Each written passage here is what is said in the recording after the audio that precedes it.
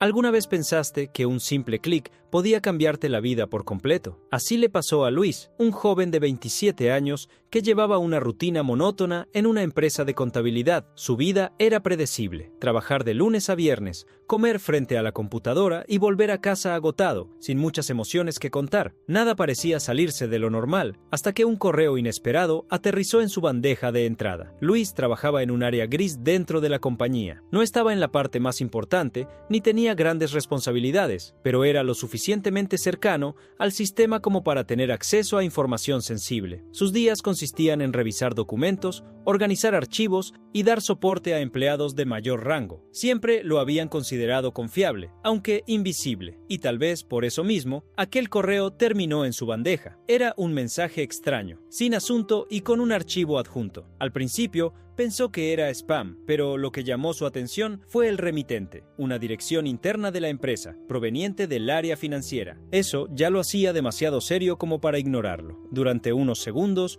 dudó. Sabía que abrir correos sin autorización podía ser un problema, pero la curiosidad fue más fuerte, y cuando finalmente lo descargó, encontró un documento con tablas y cifras enormes. Eran movimientos de dinero, transferencias que no aparecían en ningún reporte oficial. Al principio, no entendía la magnitud, pero poco a poco notó que los montos eran tan grandes que no podían ser simples errores. El archivo mostraba una red de cuentas bancarias vinculadas a nombres que no reconocía, con depósitos que ascendían a millones de dólares. Y lo más perturbador era la frecuencia. Cada semana, las cifras aumentaban como si fuera un mecanismo perfectamente calculado. Luis sintió un escalofrío. No había forma de que esto fuera un descuido administrativo. La primera reacción fue pensar en borrarlo, fingir que nunca lo había visto, pero algo lo detuvo. En una de las pestañas del archivo aparecía el nombre de un directivo muy conocido dentro de la empresa, alguien poderoso, con el suficiente rango como para asegurarse de que nada de esto saliera a la luz. Luis cerró la computadora de golpe, intentando convencerse de que estaba exagerando, pero esa noche, en su departamento, no podía dejar de pensar en lo que había visto. Cada cifra, cada cuenta y cada nombre parecían perseguirlo. Sabía que estaba frente a algo grande, quizá demasiado grande para alguien como él. Lo que no imaginaba era que este correo no había llegado por error. Era solo la primera pieza de un juego peligroso que estaba a punto de comenzar. Esa noche, Luis apenas pudo dormir. Cada vez que cerraba los ojos, veía los números del archivo, como si las cifras estuvieran grabadas en su mente. Al día siguiente, llegó más temprano de lo habitual a la oficina, intentando convencerse de que todo había sido un malentendido. Quizá alguien había enviado el documento a su dirección por error y pronto se darían cuenta, pero apenas encendió su computadora, notó algo extraño. El correo ya no estaba en su bandeja de entrada. Revisó la papelera, las carpetas ocultas, incluso el servidor de respaldo, pero no había rastro de aquel mensaje. Era como si nunca hubiera existido. Por suerte, Luis había guardado una copia del archivo en una memoria USB, aunque ahora comenzaba a preguntarse si había sido un movimiento inteligente o el inicio de un problema mucho más grande. Ese mismo día, durante la reunión semanal del equipo, uno de los directivos hizo un comentario que lo dejó helado. Habló sobre la importancia de la confidencialidad y de cómo la empresa debía cuidarse de filtraciones internas. Nadie pareció darle importancia, pero para Luis sonó como un mensaje encriptado dirigido solo a él. A partir de entonces, cada detalle le parecía sospechoso. En la cafetería notaba miradas rápidas hacia su mesa. En el pasillo, algunos compañeros interrumpían sus conversaciones al verlo pasar. Incluso su jefe comenzó a preguntarle con más frecuencia en qué estaba trabajando. Todo parecía normal, pero ya no confiaba en nadie. Una tarde, al salir de la oficina, sintió que alguien lo seguía. Caminó varias cuadras y al doblar en una esquina, se atrevió a mirar atrás. Un hombre de traje, con el celular en la mano, se detuvo justo en ese momento, fingiendo hablar. Luis apuró el paso y logró perderlo entre la gente, pero el miedo ya estaba instalado. De vuelta en su departamento, conectó la memoria USB y revisó de nuevo el archivo. Esta vez lo estudió con más calma. Descubrió que los depósitos no iban solo a cuentas desconocidas. Algunos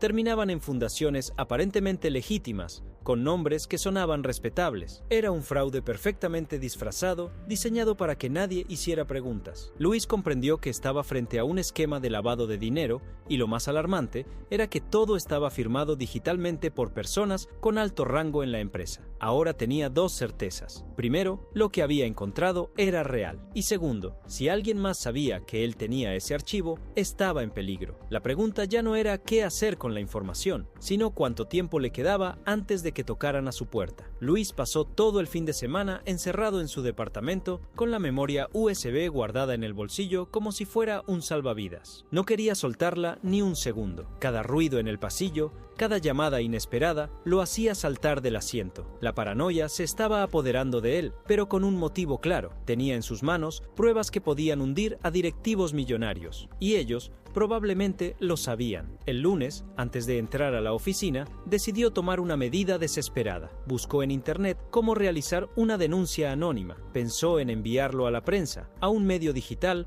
o incluso a la policía. Pero cuanto más lo analizaba, más notaba las grietas en sus opciones. Si lo mandaba desde su correo, lo rastrearían de inmediato. Si lo entregaba a las autoridades, ¿cómo saber que no había alguien de la empresa infiltrado allí? Y si llegaba a los periodistas, ¿qué pasaría si la historia nunca se publicaba y la información terminaba en manos equivocadas? Esa misma mañana recibió otra señal inquietante. Al llegar a su escritorio, encontró un sobre sin remitente. Dentro había una hoja en blanco con una sola frase impresa: sabemos lo que tienes. El estómago de Luis se revolvió. Esa era la confirmación de que no estaba imaginando nada. Lo estaban vigilando y más de cerca de lo que creía. Aún así, decidió no rendirse. Tomó un respiro profundo y elaboró un plan. Copiaría el archivo en varias memorias USB y las escondería en distintos lugares. De esa forma, si algo le pasaba, la información no desaparecería. Durante la hora de la comida, salió de la oficina y entró en una tienda de electrónica para comprar varias memorias pequeñas. La cajera lo atendió con total normalidad, pero él no podía evitar sentir que todos lo observaban. Esa noche, ya en su departamento, se sentó frente a la computadora para organizar todo. Copió los archivos, los cifró con contraseñas y preparó mensajes para enviarlos en caso de emergencia.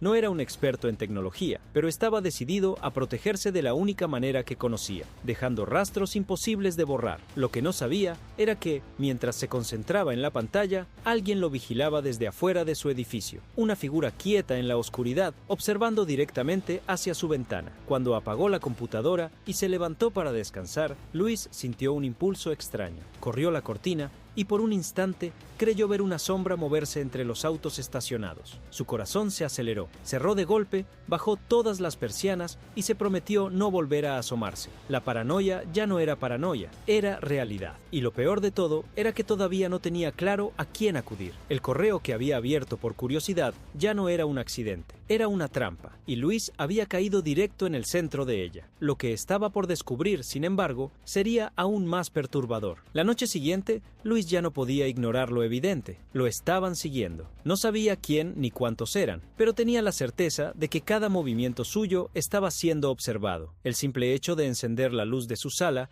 le producía ansiedad, como si estuviera enviando una señal al enemigo. Sabía que no podía seguir así. O hacía algo definitivo con la información, o su vida se desmoronaría antes de tener la oportunidad de reaccionar. Con esa idea en mente, se levantó de la cama a medianoche y preparó una última jugada: enviar el archivo completo a un medio de comunicación reconocido, de forma anónima, con la esperanza de que al hacerlo público se protegiera a sí mismo. Tomó una de las memorias USB y fue hasta un café internet, un lugar que casi nadie usaba ya. Allí, desde una computadora vieja y llena de polvo, creó una cuenta nueva sin datos personales y cargó los documentos. El proceso fue lento, eterno, y cada minuto sentía que alguien podía entrar y atraparlo. Finalmente, logró enviarlo. Esa madrugada regresó a su departamento con una mezcla de alivio y terror. Había cruzado el punto de no retorno. Al día siguiente, la bomba explotó. Los titulares hablaban de un fraude millonario dentro de la empresa, lavado de dinero, cuentas falsas, directivos implicados. Varios nombres salieron a la luz y los escándalos se multiplicaron. El archivo que Luis había enviado estaba en todos los noticieros, pero su alivio duró poco. Al llegar a la oficina, encontró un ambiente tenso y caótico. La policía había ingresado al edificio y varios jefes eran escoltados fuera del lugar. Sus compañeros lo miraban con nerviosismo, como si sospecharan que él sabía más de lo que decía. Esa tarde, recibió un mensaje anónimo en su celular. No decía mucho, solo una frase. El problema no era lo que descubriste, sino que decidiste hablar. Luis se quedó helado. Miró a su alrededor y entre la multitud de periodistas y policías, juró ver al mismo hombre de traje que lo había seguido aquella noche. Estaba parado en la esquina, inmóvil, observándolo con una calma inquietante. En ese momento comprendió que había ganado una batalla, pero no la guerra. Había destapado un fraude millonario, sí, pero había expuesto su nombre, su rostro y su vida en el proceso. Desde ese día, cada vez que enciende la computadora, revisa sus correos con un nudo en el estómago, porque sabe que el próximo mensaje que llegue podría no ser un error, sino una advertencia final. El correo que abrió por curiosidad cambió su vida para siempre, y aunque logró revelar la verdad, pagó un precio que todavía no termina de comprender.